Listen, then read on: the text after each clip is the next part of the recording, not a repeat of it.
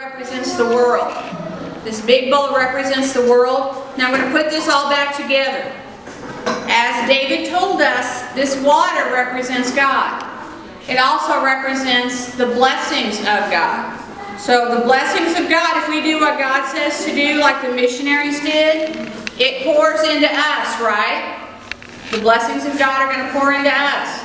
But if we keep giving out to other people and helping other people, we're going to fill our community with the Word of God, and the blessings are going to overflow.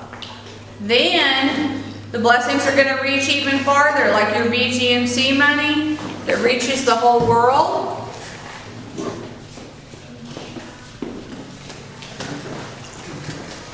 It reaches the whole world with their blessings of God, because we give out. But kids, what happened to us? Did we lose anything? No. Do we still have as much as we had of the blessings of God? Because as long as we're giving out to others and we're reaching out, it's just like the missionary who had the rice and the beans, and God said to share with the people, and for a month, one bag of rice and one bag of beans witnessed to all those people and fed all those families in Brazil.